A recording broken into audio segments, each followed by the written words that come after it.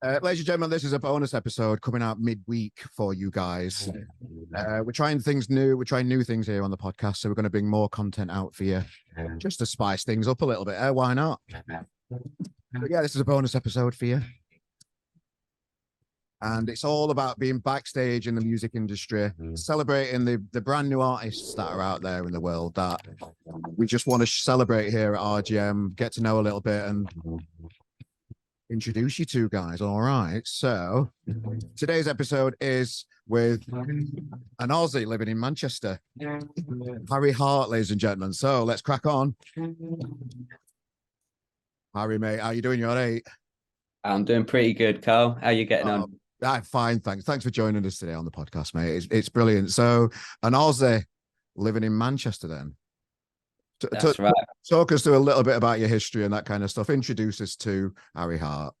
Yeah, sure. So I was born a Londoner. But when I was 10, my family moved to Queensland in Australia, a pretty rural sort of area. Nice. And I've only been back in the UK for just under 4 years. But it was always sort of calling me for the music side of things. So I needed to scratch the itch and get back in touch with the British side of things. And I thought, why not explore the place where I had the best gig I'd ever had in the UK, which was Manchester. I thought that'll do me. Right, nice one. So what's the scene like in Australia then? What made you feel like you couldn't really do it in Australia, if you get me? Yeah, I mean, it definitely can be done. But I think there's just different approaches that different people take. And I really like sort of rallying up the community side of things in music. It's a very social thing for me. And I just found that was so much easier to tap into in Britain. Maybe there's more of a Brit inside me than I realized, but it's just easier to sort of get involved with people on a grassroots basis, I'd say, in music, especially in Manchester. I think that's sort of what it's renowned for, really. Yeah. Do they have like blogs, and so I don't like using the word blog, but music magazines, independent people that just love music, that just doing their own things? Is there that kind of thing around over there? Oh, absolutely. Yeah, definitely. They've got the whole sort of infrastructure there of what you'd expect from a music industry. And a lot of eyes are on the Aussie scene these days, aren't they? I think Aussies do make quite a splash nowadays. But yeah, I'd say it's just maybe a longer standing industry in Britain. There's just more of it. It's denser populations. There's more sort of niche tastes being served, just a bit more of everything. Everywhere you look, there's a gig in Manchester. So I'd say it's just a bit more sort of spaced out in Australia. It feels like you miss out a lot, because I live in Manchester, and you feel like you miss out a lot because there is so much going on, and you just see just on social media stuff. So people are out at a gig tonight, like midweek gigs, which I work full time and do RGM, so it's like getting out in midweek is like madness to me because I'm that busy. It's just hard work, but you do feel like you miss out a lot with how much is going on now, don't you? Yeah, it's true. I mean, once the floodgates opened, after the last couple of years, I feel like it's just come back with a vengeance. There's so much happening, so many tours that obviously have been postponed and postponed again and all that. And every now and then I'll jump on Songkick or something like that to just see what's on tonight. If I think, I fancy going and seeing something, and the caliber of artists that are playing in one city in one night in Britain is just crazy at the minute. Spoilt for choice. Yeah, it's great. It's great, isn't it? So just introduce us, so for people that aren't aware of Harry Hart yet, talk us through, just introduce yourself to the RGM world. Yeah, sure. So I'm a independent musician. I have been since I was, about 17, really. So I released music in Australia in a couple of bands. I started sort of touring when I was in high school, at the end of high school. So I got a taste for it quite young. I make alternative rock, indie rock. Sometimes it taps into a more electronic side of things. I'm very spoiled. I have a fantastic band in Britain, and I also have a fantastic band in Australia. So that really enables me to sort of, make the most of the two homes and the sort of the duality of my little life. And that's what I've done since I was a little boy, and that's what I'll continue to do till I'm old and grey. So do you have to do like work and stuff, or do you make a living out of music? Yeah, so I do what a lot of guys do in Manchester, which is there's so much weekend work. Hmm. If you don't mind sort of letting go of the ego a little bit and playing some covers and that kind of thing. Yeah, okay. Um, that was all completely new to me. That's something I'd never explored when I lived in Australia. And everyone I played with in Manchester, or the musicians I met, just seemed to have all the time in the world in the week. And they said, "Do you want to record on Tuesday?" I thought, "Well, no, I got my day job that I don't like. How are you doing this?" Yeah. And I realized they're just playing a lot of covers gigs and that sort of thing. So once I realized that that's a good avenue to take to free up as much time as possible, Mm. it can be a bit conflicting, I'd say that, because you sometimes you'll play on the same street. You're playing like Oldham Street, Yeah. and if you play on one venue, you're playing for whatever, however many tickets you can sell to play your songs, and then you'll play in another venue and you'll play covers, and you'll have a nice paycheck for it. And you're on the same street, you're the same bloke with the same guitar, Yeah. um, but the pay side of it can be quite different. But that's what I've ended up doing since I've been here, and I love it. I'm surprised by how much I enjoy doing that. It is conflicting, and you've got to make your way, aren't you? You've got to pay the bills. There's got to be a way you can do Yeah. it. A lot of people do bar work and that kind of stuff, but to still be committed to the music side of it, that's quite inspiring for me to see somebody work. You're just finding your own path, aren't you?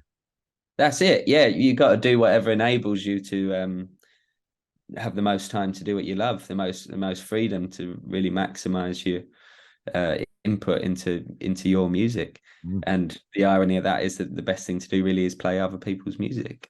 It's So mad, isn't it? And yeah, it's frustrating, isn't it? yeah. I mean, it can be, but like I say, as far as jobs go, it's a good Yes, job. of course. You know. Yeah. It's not like you're working down the pit, is it, mate? Yeah, exactly. I've had worse jobs. I've done my bit with that. I've definitely got a good reference point for what I don't want to do. Yeah. You know, yeah. Yeah, I bet. So just talk us through what you were like, growing up and that kind of stuff. Because musicians are a certain type of breed. When I speak to a lot of musicians on the podcast, they've always like grown up in an environment where there's been instruments around, and that's always been a catalyst for many musicians that we've spoken to. Was that a similar kind of thing for you, or do you have a different story? Yeah, I didn't really have a musical household, but I just sort of gravitated towards it when I was quite young. And my parents, I was very lucky. They're the sort of parents that they'd do their best to back me in any interest I showed. If it was rugby for a couple of weeks till I realised I wasn't built for it, Yeah. or if it was playing keys or something like that, and keys was what ended up sticking, Yeah. and that slowly turned into guitar. But yeah, like I say, it was my family loved music, but they didn't play music. My immediate family anyway. So I just learned piano, learned guitar, and then made some friends at school that became really good sort of lifelong friends. And we formed our first band when we were 12, and this is in rural Queensland in Australia. There's nowhere to play, even if you're an adult. There's nowhere to book a gig, let alone for 12-year-olds.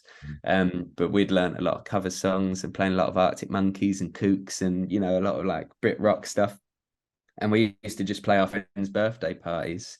And whenever the school would let us, we'd play at lunch. We'd bring some gear in with us, our little amps and stuff, and we'd put on like a little lunchtime concert. And we started writing our own songs.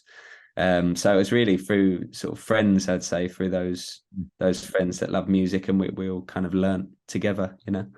I can remember in Sheffield in school, in Myrtle Spring School in Sheffield, when they made us play rugby. Nobody gives a shit about rugby in Sheffield, not really. Right. And I can remember having a go at it, and I can remember jumping on a ball, and it went wrong way around, and I broke my rib straight away. It's like, nah, that's not for me. That game. Got to give it a try to find these things out. Yeah. They called me Harry Gump for years because my rugby. I think I just started running across the other pitches when I finally got the ball. I didn't know what to do with it, so I just ran. Yeah. and I just went across all the other pitches rather than staying on our own one. So It's it's all about finding your lane in it and being yeah, being realistic with it as well. Because you mentioned there earlier that you can walk down Oldham Street in Manchester, cover gigs will be rammed, but getting your own stuff, and I know this as a promoter, putting gigs on in Oldham Street, Pier at Gulliver's, Castle, all these venues in Sheffield, in Manchester, sorry. It's it doesn't seem harder than it seems harder now than ever to get people down to gigs to buy tickets, and that could be many things. A lot of people are skint at the minute that we've got to appreciate, just because how times are. Um, how do you find engaging with people and actually getting them to buy a ticket to your gigs? How do you find that process at the minute? yeah, I think you just got to put yourself in their shoes, and Yeah. that's not hard to do because we are in their shoes, aren't we? We're music lovers just as much as creators.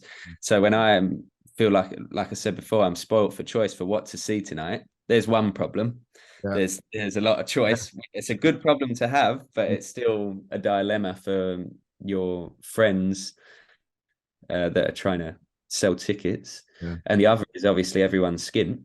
So if I'm gonna sort of steer towards maybe the cheapest option, then I imagine that my audience is gonna do the same. So I think it is a difficult one, but I think as long as you're trying to meet your audience halfway and you're not trying to overprice your show when everyone's in a sticky spot at the minute, especially when half your audience probably play music anyway. Um, so yeah, just keeping that in mind and trying to find sort of creative ways to incentivize them to actually come down and see you in the flesh. I think you have to offer more than just a gig these days, and I don't think that's a bad thing. I Yeah. think you got to think on your feet and figure it. I mean, everyone's pressed for time and working hard, and yeah, you want to find a way to make them choose your gig, really. So going above and beyond, I think, is the new norm with gigs, and I don't think that's a bad thing. I 100% agree with you, and it's not just us humans that are skint. The venues have skint. They've been closed down for 2 years, Yeah. and the higher costs for venues these days are a lot more than what they used to be, and that's had a knock-on effect on being able to, when you hire a place, you've got to try and break even at least with these things. So ticket prices have had to go up. They have at RGM. We went up from like £6 to £8 for a ticket, which is a Yeah. lot of money for people. But we've had to because the venues are skint too, because they've been locked down for 2 years. They're just trying to probably recoup a lot of debt from lockdown still, That's to try and stay alive themselves as a venue, which we need. So it's a tough life out there for a jobbing musician, and that's why we want to work as hard as we can at RGM and just raise awareness of these things so people understand what's going out there in the world. And that's what this podcast is about a little bit as well. Yeah, that's it. Like you say, it's everyone's in a similar position at all levels of that, of something like putting on a show. So it's figuring out how to make it work for everyone. But music's not going anywhere. People still want to go see shows. So, that it always finds a way because we need it, don't we? You can't. I'm a failed musician, and I can't let it go. That's why I kind of like started RGM. Once it's in you, this passion for music, you can't let it go, can you? You just got to go for it. Yeah, of course. It'll drain your bank and take up all your time, and you won't see your family that much, but it's worth it. It is worth it. It is worth it, mate. So yeah, you've had this history of being in two different countries, all this culture around you, two different bands, jobbing musician, making your own way as Harry Hart. So where do you see yourself in the industry, yourself as Harry Hart? Where do you position yourself at the minute? I think where I like to imagine I sit at the minute is someone that's not scared to just give it a go on their own, essentially. And I think that my friends in music sort of see that as well, in that rather than waiting for someone to tell me how to do it or to organize it for me, I'm generally the person that will just put it together myself. And I think I read something the other day. I think it was like a reviewer or something giving people a hard time about, claiming to be independent, and just sort of ignoring the benefits of not being independent. And, it's almost arrogant to say that I'm independent and that's a really good thing. Mm. where, and I think what it is, that sort of stayed with me after I read it. And I thought, well, where I sort of see myself is I am independent because I'm very used to wearing all those different hats. Mm. But that doesn't mean you're so stuck to being independent that you're not willing to work with people that you think bring something to the table. It's just that while you are on your Todd, you may as well figure out how to do everything the best you can do rather than praying someone's going to show up and do it for you. And the irony of that, of course, is the more you do things yourself, the more likely you are to attract other people to work with you because they can see that you're not waiting for a handout and not waiting for someone to come in and save the day. So I think in the past couple of years, I've really tried to live that and embed that sort of approach and that moral. And I think it served me really well. I feel much happier in the way I work. I feel it's sort of like a weight off your shoulders when you stop wishing someone had come and help you, and you just do everything yourself. I feel like people appreciate it. I work with many bands and I've managed bands and that kind of stuff. And some of the young bands out there at the minute, they're not willing to do the graft on social media. They're not willing to. They do think by, and it's very naive to say once they've sold out a smaller venue to the friends and family that they're kind of they're kind of on the path now because they've sold out the castle or whatever. There's a lot of naivety out there from bands that, and you mentioned earlier, you can't just offer a gig at the minute. You've got to offer a show. You've got to offer something different, which I found interesting. There's still loads of bands out there that have that attitude, and they aren't going to make it. Yeah, I think if you think, well, I've done all I can do, or I've done, surely this is enough. I think a lot of people, will just assume that because they've ticked all the boxes, it's going to work out for them, and if it doesn't, it's an injustice. Yeah. And obviously that's not how it works. Not how it works in any industry, especially in music. You got to figure out how to go above and beyond, how to connect, how to find people to connect with. It's a big job. It's brilliant. It's brilliant fun. So how do you organize a gig then to be more than just a gig? I think I'm very interested in this because I feel a little bit stale with some of the gigs I've been putting on at RGM at the minute, and I want to spice it up a little bit. I want to do different things. So I'm just interested in other people's opinion on it. Yeah, sure. So, I mean, straight away you sort of have to refer to your most memorable gigs, don't you? Is it not the ones you've played, the ones you've gone and watched? Mm. And for me, there's always sort of a larger than life aspect to them, even if it's on a small scale in a small venue. There's something that just beyond just the performance of songs, there's something that makes you feel like there's something unusual happening in this room at this time.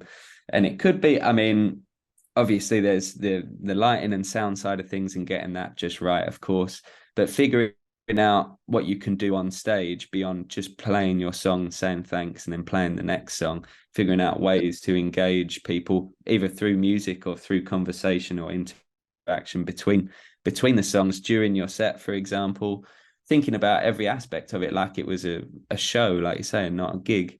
Thinking about if there's things you can project on the walls, things like that. If there's QR codes people can scan to get some sort of freebie to show that they showed up. And what can you give to make someone glad they showed up, beyond just I like that song and now I've heard it live, and I'm not claiming to tick all these boxes at every show, but Sure. or it might be that you make all the right efforts, but that might be the show where you didn't sell as many tickets as you thought. And so, but just making sure you've given people a chance to be engaged at every moment. And that, I don't think that even needs a big budget. I think that you just need to really consider what you're presenting to people, I see a lot of gigs and bands still do it to this day. They list social media at the end of each gig as if people are going to rush onto the phone and follow you straight away on Facebook. That just seems really old school. It seems like the people did that when social media come out because it was a new thing, but people are still doing it now, and it gets on my nerves a little bit because nobody gives a shit. Nobody's So you can follow me on www.facebook.com/blah blah blah. I don't know, that side of performance just seems a bit half-arsed at the end to try and engage people and get them to follow you, and it doesn't work for me. That Yeah, no, I agree with you. And I mean, they've already bought the tickets. You don't need to keep plugging yourself. yeah They're there. They're there now. Just be an artist. yeah So yeah, I'd agree with you there.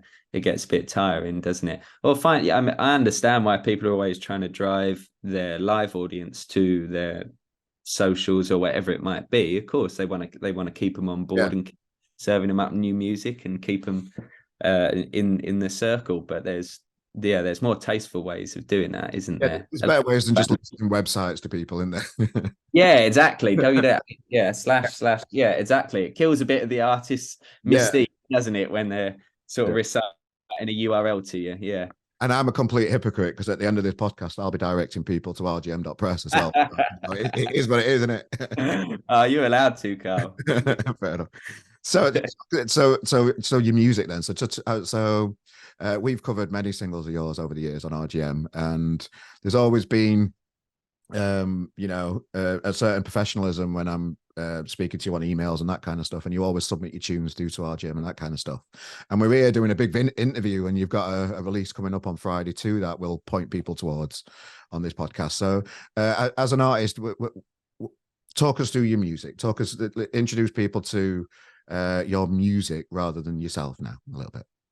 Sure. So I think it sort of started in a more indie rock space, or alternative rock sort of space, but quite heavily influenced by the National, the Killers, a band called the Veils from New Zealand, who are a big influence on me. Quite a lyrical sort of focused type of writing, lots of big guitars, and I'd say it slowly morphed into something a little bit more experimental in the past couple of years.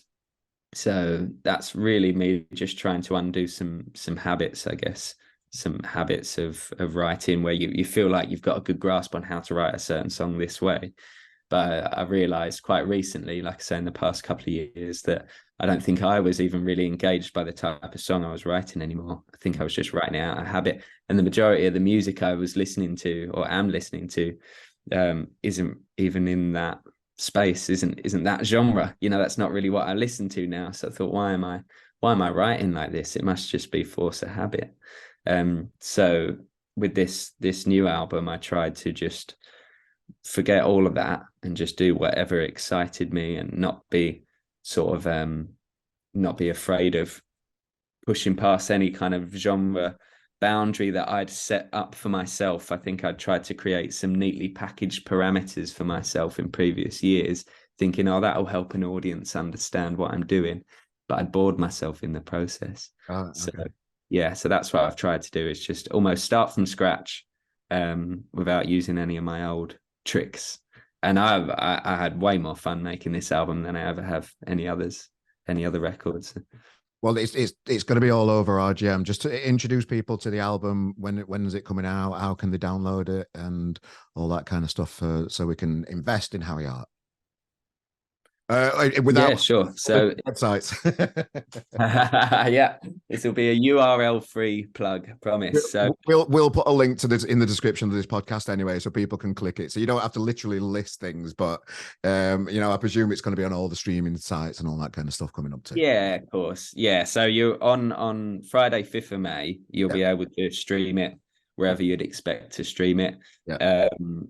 This is coming out the day before, I think. Day before, so you can still pre-order it on Bandcamp and iTunes the day before. There'll be a video coming out as well, and the only physical copies available are cassettes. So that was, again, me just having a bit of fun. So the cassettes you can order on the Strange Method website. And that's I remember cassettes. I remember having having to use cassettes because there were nothing else there. How useful are selling cassettes for an artist these days? I get I the think. I get the vinyl thing, because people Mm. invest in a nice little record player and that kind of stuff. I've just not invested in the cassette thing yet. You know, that the retro vibe of a cassette coming back. Just because I don't have a cassette player anymore, I'm just interested in how that works for musicians these days, bringing cassettes out. Yeah, well, obviously did it as a bit of an experiment, not being sure as to whether or not people are on board with cassettes, Mm. but they've been far more popular than any CD release I'd ever brought out. And I think that's maybe to do with just the unique sort of formatting of it, the physical format. There's something quite nice about it being quite small, and that's great at gigs as well. It's quite an easy thing to take home with you on the train or the bus after you've gone to the gig, kind of thing. They're affordable. I mean, they're affordable for the artist to manufacture. They're affordable for the fans as well to buy. So it ticks a lot of boxes, and it was the first physical copy that I'd made that I felt really looked and felt like a actual product as well. It's funny, like I said, I've had CDs in the past. I've never pressed a vinyl, um, but yeah, it's just a nice thing to sort of hold in your hand. And obviously, it comes with a download card because, Of like you course. said, no one's got cassette players. A few people do. I know a few people have heard the album sort of in advance because they bought the cassette and listened through their cassette players. So because I'd released it sort of in this NFT space, I wanted to sort of counter that with something revivalist and retro as well. So there's a futuristic component to the release and also a little throwback as well. Talk me through the NFT part of it then. So it's really just like a unique digital collectible version of each song on the album. And I released those first with the sort of pledge that I wouldn't bring this album out on streaming services until each NFT was sold. So there's 11 tracks on the album. So that meant there were 11 tracks that you could buy. And every time someone bought one, I would release that song individually until the whole album is out. So that's where we're at now. The album's only coming out because 11 people decided to buy the 11 tracks. So I completely left it in their hands. And I, if no one bought them, I wouldn't release it. Yeah. I love that. That's completely original. I've never heard of that before in my life, mate. Well done on that. Nice one. I think that's probably because it's a terrible idea, but Okay. no, it was good. It took a while, It did. Yeah. I brought the first one out in like summer last year. Yeah. It was a slow burn, but it takes a long time for people to get their heads around that as a new concept. Anyway, let alone whether or not they like my song. Yeah. It's just a foreign sort of concept. So, yeah, Did it you was a have to use, slow did you have to use cryptocurrency to buy that as well, to buy the NFT? Is that how that works? Well, you do, but the way that it's sort of designed now, it's quite user friendly in that you can actually just use a debit card as you would Oh, credit or debit, and it's doing in the background. It's going to create the crypto side of things for you, but for the audience, for the customer, you're just as right far on. as you're concerned, you're just entering your card details like you would any other Oh, online. Yeah, yeah. that, So it's slightly. that's So, fascinating. I love that. yeah, yeah. Very There's creative. Well done. Oh, thank you. Yeah, there's something to explore there for sure, and I think it's still sort of misinterpreted as tinfoil hat talk. A lot of this NFT stuff, but I think slowly more and more artists are realizing there's potential to just Mm. have fun with your audience there, and it doesn't have to be some blowing £1 million on a JPEG situation. It's just a new way to engage an audience. And Yeah. there's an audience that want to collect NFTs. Why wouldn't you give them NFTs to collect? Well, thanks for joining us for an episode of this podcast, Harry. I'm more than, um, you know, I can't wait for the release. It's going to be all over our gym. We're going to support you to the end, mate. Is there anything that you'd like to share with the people that haven't pressed the button on pre-ordering your album yet, mate? Um, well, I'd say we're playing in Manchester, 15th of May. Nice, If anyone wants to come along to that, 33 Oldham Street. nice. Quality Um, venue too. Quality venue too. Yeah, they really upgraded that place, didn't Mm, they? They yeah. really put my work in. Yeah, and aside from that, like I say, 5th of May, have a listen. Hopefully you like a song or two on the album and Yeah. see how you go. Yeah, but just grateful for anyone that presses play, like you said. So we'll put all the links in the description of this podcast on YouTube, wherever you're watching or listening to this. Encourage you all to check out Harry Hart and check out the tunes. That, get involved with a new artist. You never know, you might be with them for the rest of your life. Fingers crossed.